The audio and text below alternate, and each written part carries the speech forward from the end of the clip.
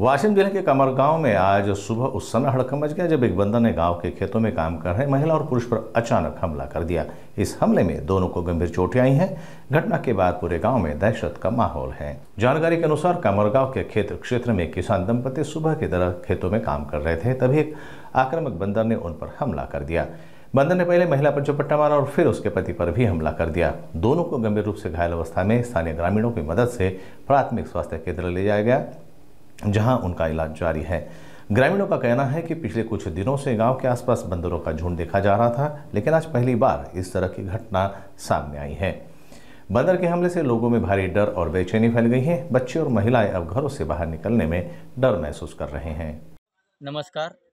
आज रोजी 12 तारीख आज सकाळपासून वानरानं कामर गावातील 3 ते 4 व्यक्तींना चावा घेतला व त्यामुळे काही जणांना नाही सहन झालं, तर त्याकरिता आपण हे जे फॉरेस्ट ऑफिसर आहेत सर यांना फोन लावला की हे येऊन त्या वानरांना लवकरात लवकर पकडतील, हे मी अपेक्षा करतो। किती जण जखमी झाले यामध्ये? 3 जण। 3 जण कामरगावातलीच व्यक्ती? कामरगावातलेच व्यक्ती आहे। आजची घटना आहे का 2 दिवस आधीची? हे घटना आहे एक परवा दिवसची आणि एक कालची आणि एक आजची। याविषयी कोणी कल्पना दिली वन विभागाला? या विषयानं साहेबरावजी तुमसरे, मनोज तुमसरे व एक कार्तिक म्हणून आहे, कार्तिक कैकाडी, त्यांनी मला फोन केला। मी पद्माकर साहेबांशी डायरेक्ट कॉन्टॅक्टमध्ये बोललो, त्यांनी ही टीम अरेंजमेंट करून दिली। यावर काही वन विभागानं कारवाई केली का? त्या वानराला नाही, चालू आहे पकडमध्ये चालू आहे। वन विभागाचे जे कार्यकर्ते आहेत यांचा फुल सपोर्ट आहे। यांच्या प्रयत्नाशी लवकर भेटाव आणि लवकरात लवकर तिकडे दूर नेऊन सोडा। सर, याबद्दल आपण काय म्हणत आहे का? कामरगावमध्ये जे 2 व्यक्ती गंभीर झाले त्यामध्ये एक 70 वर्षीय एक महिला आहे आणि त्यामध्ये एक व्यक्ती आहे रमेश कैकाळीमधून।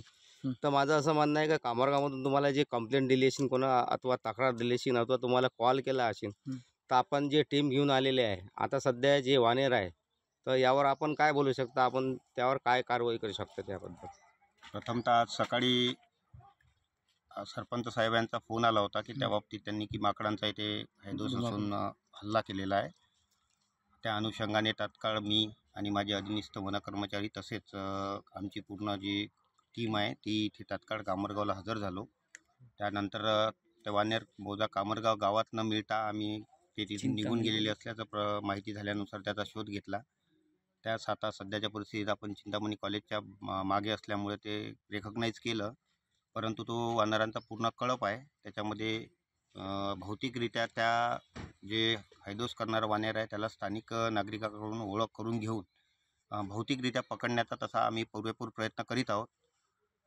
तथापि त्याचं जर भौतिकरित्या पकडणं शक्य नाही झालंच तर आम्ही RRPU टीम अमरावतीलाही इथे पाचारण करण्याचा प्रयत्न करेल, तसेच इथे पिंजरा लावण्याचंही काम करेल।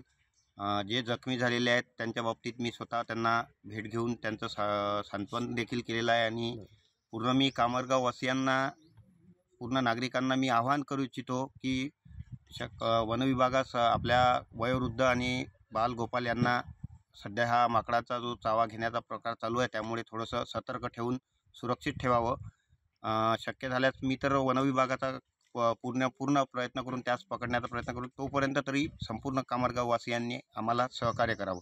त्यांचं तसं सहकार्य सकाळपासून सर्वांचं इथं लाभलेलं आहे, असं सहकार्य त्यांचं राहावं ही अपेक्षा करतो।